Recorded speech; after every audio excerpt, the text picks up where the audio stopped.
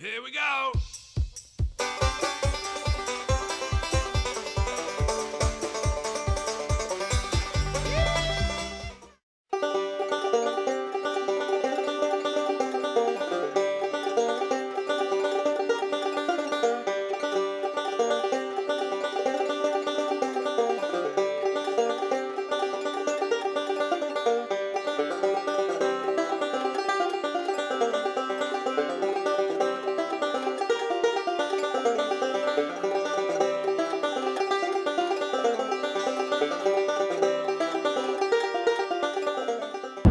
What's up, Homestead homies? It's Off Grid with Doug and Stacy. I'm Doug. I'm Stacy. And I'm the tall guy. And I'm the girl that got a hat to match him. Alright, so we're starting this one off a little bit different. We're on our way to a place. I think you guys are going to like it. So on these Field Trip Fridays, we're really going to try to mix it up and bring you guys some interesting stuff. And this one is like a community based type of program that we're taking you guys to. So a lot of you guys might have heard of like CSAs. This is in the spirit of a CSA, but it's kind of different. Yeah, it's a lot different. Yeah. Yeah. So we always hope you guys get something from our videos, a little something to make you think. Hopefully you guys could even apply this in your neighborhood. A lot of you guys that watch our channel are homestead homies, but you live in the city. And I know you guys watch a lot of these homesteading channels, and they're always, you know, like people with some land, or, you know, they're gardening and they're doing all this stuff. So this is a little bit of a twist on that. So if you live in the city and you want to try to bring community together, this could be a good, would you say, model of doing that. Yeah, it's a great floor model because it is, I mean, it's pretty neat and they're really successful. So I can't wait to go and talk to them today. Yeah, so we're on our way there. When we get closer, actually we'll be there like by the time that you see this. We're at City Greens Market in the Grove in St. Louis, Missouri. Let's go inside and we'll give you guys a tour. Come on.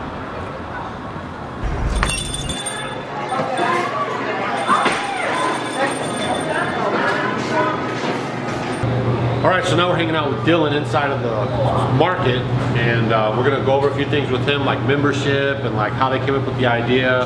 We're gonna speak to one of the original founders that kind of started this whole idea, and just try to get some information for you guys. So if you're thinking about doing this kind of community outreach, or a way that you guys can pool together some local farmers in your area, this might be a good model for you guys to, you know, look to. Yeah, because we have so many homestead homies that don't actually live on a lot of land, and this might be something that you can look into. Yeah, this is, I mean, we're smack in the city right here, concrete everywhere, and they're still managing to grow a small herb garden in the back with some peppers and stuff. They're managing to harvest food from farmers that are bringing them here, local and otherwise. He actually drives an hour plus just to get some of the things that they have on their shelves, and I know how far it is because where he gets them is actually close by us. And this store, I'm just telling you, they have, I would shop here every day if I could. This store has everything. It is wonderful and state of the art and the best quality everything. So thanks. So this is Dylan, and okay, so it's a membership type of grocery store, right? Yeah. How does that work? Basically, we're just not trying to make the money from any of the food that we're selling. We just think everybody has a right to good, legit food that is as fresh as it can be, and they can have a chance to know who's growing it, because that's really the only way anymore to know how good the food you're buying is. There's so many of these words like free range eggs and cage free that have basically been purchased by these huge, you know, farm operations, if you can even call them that. But nowadays, really the only way to know how good your stuff is to know who's growing it and talk to them about it. And so we, you know, I know all the farmers I buy from personally. I've visited most of their farms. Really, you know, think of ourselves as a community-owned grocery store. It's one of the reasons there are so many neighborhoods like this that don't have a grocery store is because supermarkets came in, drove out all the little neighborhood grocery stores, and then if they would decide that it wasn't profitable enough in this neighborhood anymore, they would just pack up and leave. And that's especially a problem on the north side of St. Louis. And so we want to be a grocery store that is started by people in this neighborhood, is completely devoted to serving people in this neighborhood, owned by people in this neighborhood, and doesn't have any obligations to anybody else, or it's just about making sure nutritious food people for have people who live here, access to good food. Yeah, it's a community thing. So when you say it's like a membership thing, so basically someone pays like per month or per year? Yeah, it's just a sliding scale. We give away free memberships to certain people. There's a doctor over at St. Louis University Hospital who actually prescribes his patients when he determines that they're dealing with food insecurity. He writes them a prescription to come start shopping here, and so we give him a free membership, and he buys them $10 of groceries. That's great. We have free membership to anybody who volunteers, about an hour a week. We're not even that strict about it, but there's a lot of people from the neighborhood that just like hanging out and come in and help out a little bit. We give them all free membership.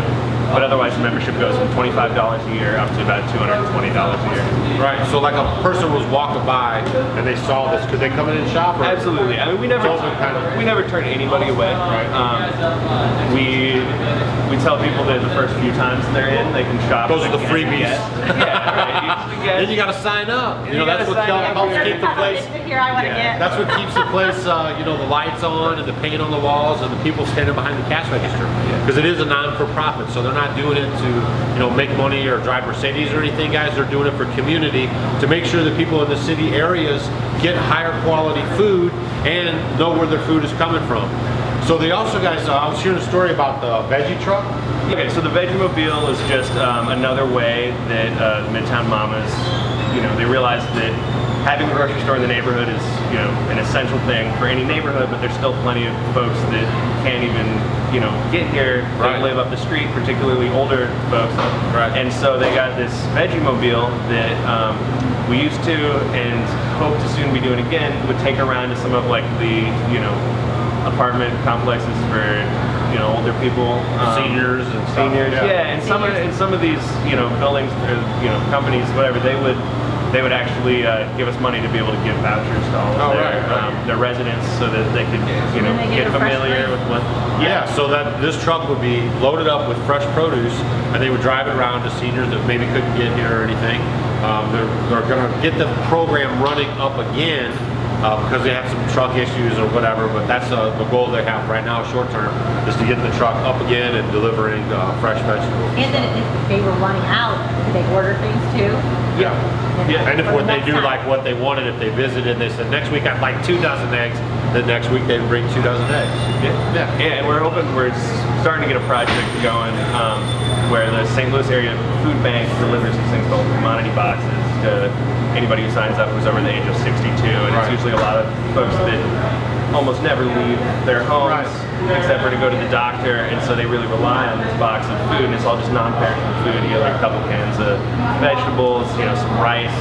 The only vegetable, like fresh thing you'd ever get is maybe some potatoes, and so we're gonna start working with them to put together some boxes of fresh vegetables that can be delivered with those.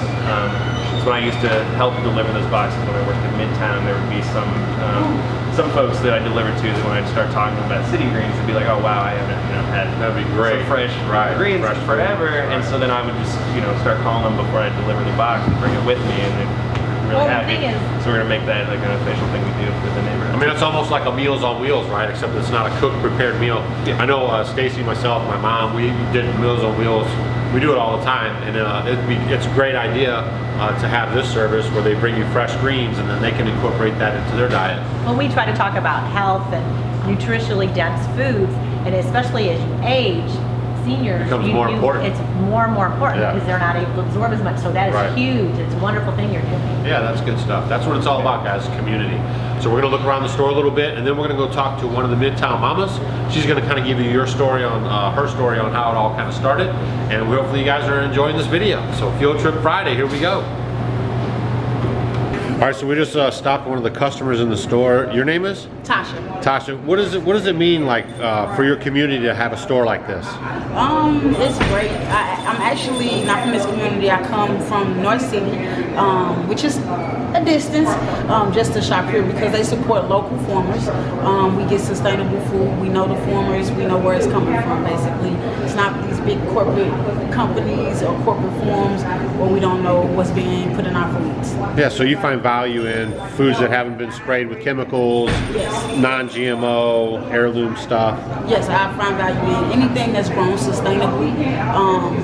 You know, using sustainable products like, you know, heirloom seeds, of course, like you said, things like that. Yes, that's very valuable, and that's what's needed. You know. So you say you drive quite a distance, like how, like 20 minutes or About 10, 15 minutes. 10, 15 minutes? Yeah. So you go out of your way to actually shop here. Yes, yes. That's I support the store. I support the store because I know they support the community. So, you know, I've been coming here for over about 2-3 years. So, you know, it's been really good. Good. That's cool. Thanks for your time. Thank you.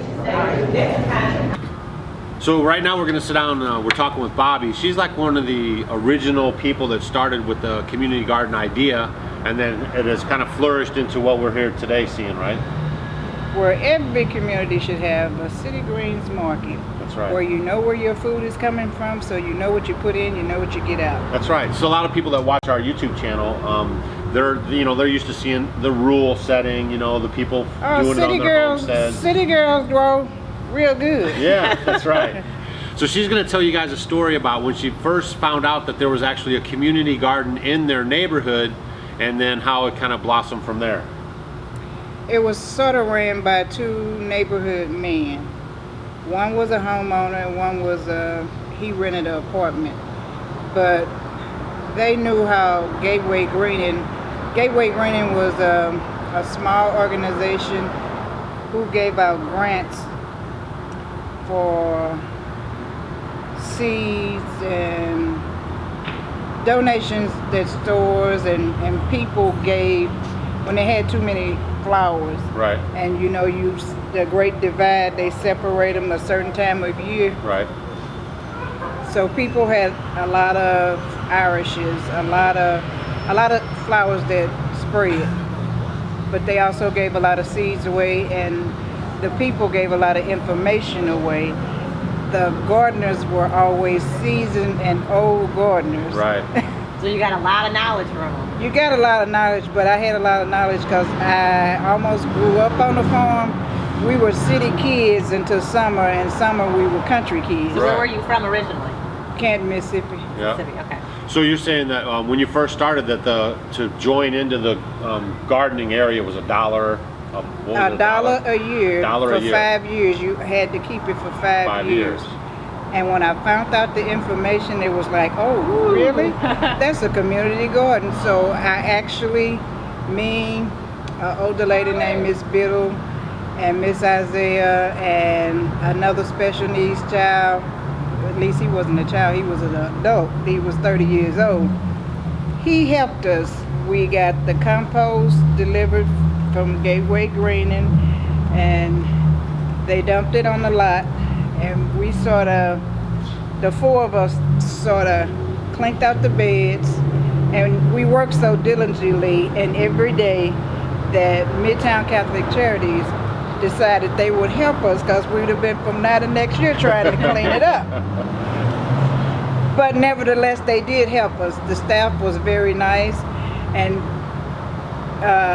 John Paycheck, who was the director, he actually got us some volunteers from NOURISHING and St. Louis University.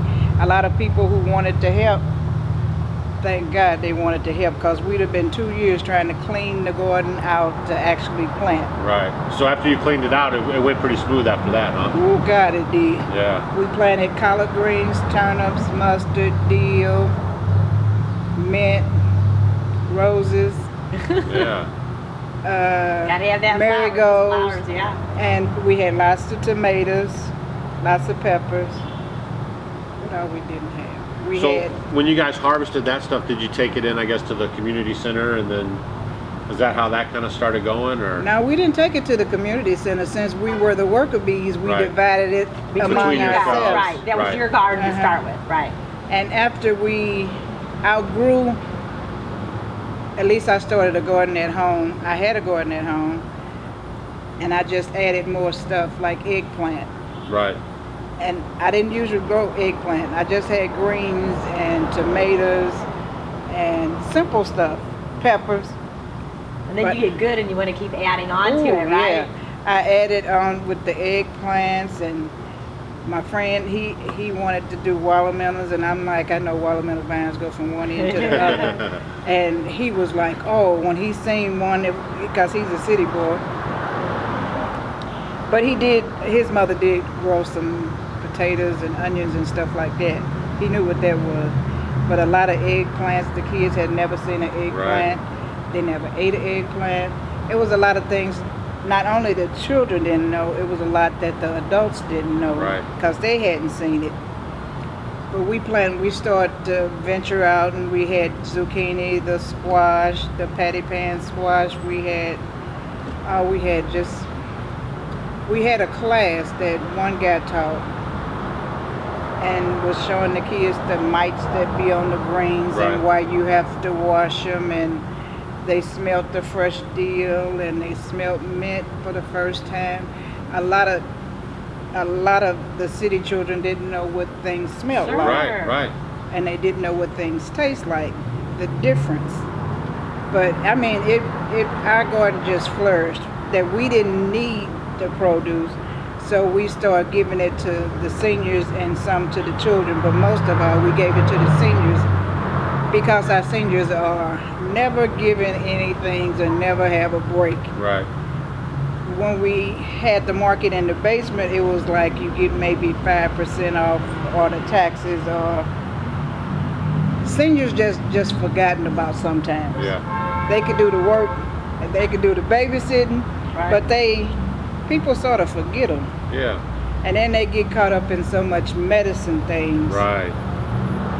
And we always talk about food is your medicine. Now medicine food is truly your medicine. Right. But you know, the doctors in the hospital congregate and they give you too much medicine. Right. They try to make medicine your food. And it really is not. It's what you putting in is what you get out. That's right. And if you put good food in, then you get good results, and you won't need the medicine. Yeah. So how long ago was that? Like 20 years or? No, it hasn't been 20, maybe 13. Maybe 13.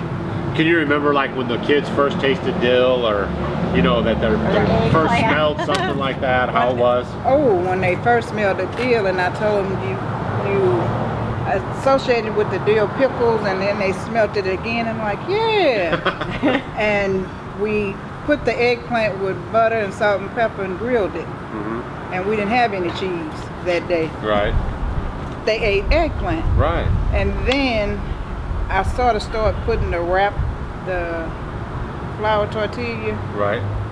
And sauteed the vegetables so they were done. And I would wrap up okra, eggplant, kohlrabi. It was like a stir fry with the onions. Right. And I incorporated the ginger, the garlic. Look at you go. That's right. But if you'd seen all them smells and smelt it all, ooh. And then you know the kids are hungry. And not only the kids, the adults were hungry. And with that garlic and them onions cooking, and I could just wrap up anything and hand it to them. Yeah. And people would sit down and say, I don't eat okra. Yes, you do. Yes, you do. Well, I don't eat that because, we don't eat kohlrabi. Yes, you do. So you probably out of that experience made some future gardeners, huh?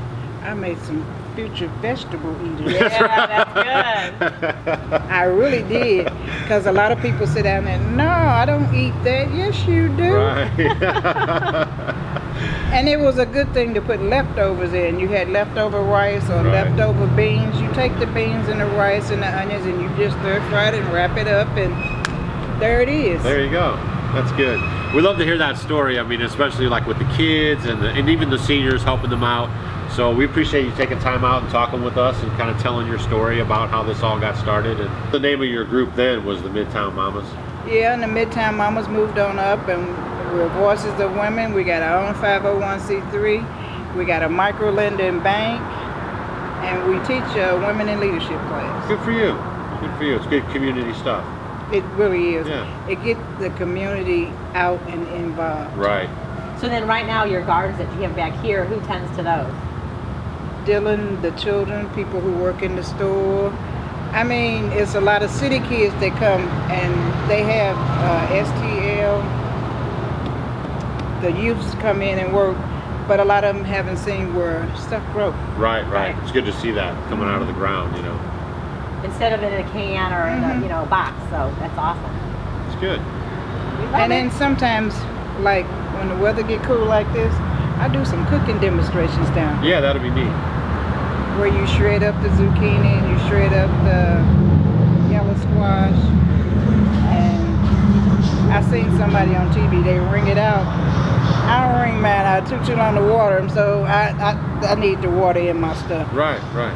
And I bake it with some eggs and some onions and some red bell peppers. You should taste some. Yeah. And it's good to show people, like especially kids, how it goes from the ground to the plate. You Right, know? it's the It whole is. thing. Yeah. And they think they can really cook. Yeah.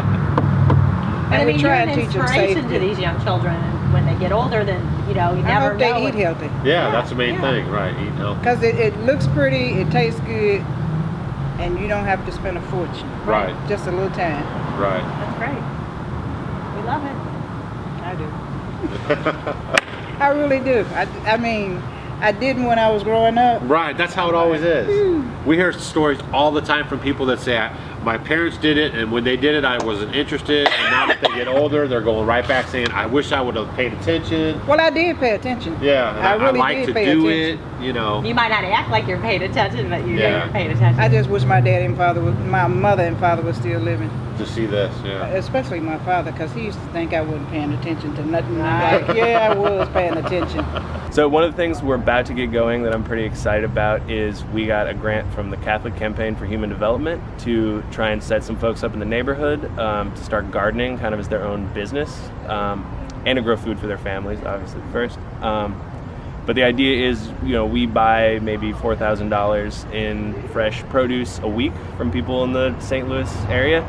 And it seems like there could be people here in our neighborhood, given how much vacant land there is and how much space we got at our community garden, people that could be growing that and getting a portion of that that money that we spend on local produce. So we are going to be building some hoop houses at the community garden, and we're just kind of thinking, you know, since like I order all the lettuce and spinach and everything for the market, I know exactly how much we go through. It'd be pretty easy for me to sit down with somebody and be like, hey, if you can grow 20 pounds of spinach a week, I can buy it all, and you'll have, you know, $100 a week just from that. And we're hoping that that can, you know, give some people some income on their own terms. They don't have to deal with a boss or anything like that, and you know, have some good fresh food for their families and some income. So pretty excited to get that going. And then, okay, so right now we're sitting in the little garden that we just built this spring right behind the market. We're mostly just growing herbs and hot peppers because it seemed like the most economical use of the space. And one of the things we've done back here is there are some kids from the neighborhood. I used to work with the youth group in Midtown, and so some of these kids still come and hang out with me. And we planted a bunch of stuff this spring. We grew a bunch of kale, green onions, parsley, cilantro, beets, radishes, just carrots, a bunch of stuff that you know, was like spring crops. And then we harvested it together, and they set up a little stand here on the patio and sold it, and then all the money went into saving accounts that the Voices of Women runs through their little micro lending bank to try and convince kids to save money. And so they got to, you know, see how you can make money growing food and learn a little bit about growing it. And then we took a bunch of the carrots and made some like orange carrot mango juice with Josh and Pierre inside, and we run the smoothie bar, and that was pretty cool for them. Yeah, that's just the kind of stuff we do.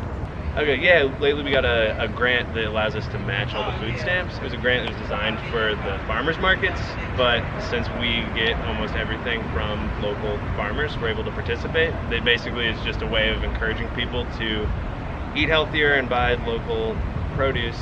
So we just match all of the food stamps spent on local fruits and vegetables up to $25 a day. So you buy $20 of potatoes, we'll give you $20 of store credit you can spend on any of the fruits and vegetables. It's a great program. So like in most cases, are the farmers bringing the food here and then dropping it off? Yeah. And there's some cases where you are driving to get the food? Yeah, most deliver. There's, yeah, a few times that. Is it like a couple times a week, or how's it coming in? Well, so we buy from dozens of farmers. I'd say there's probably like 30 or so in a given week that we get a delivery from. Right.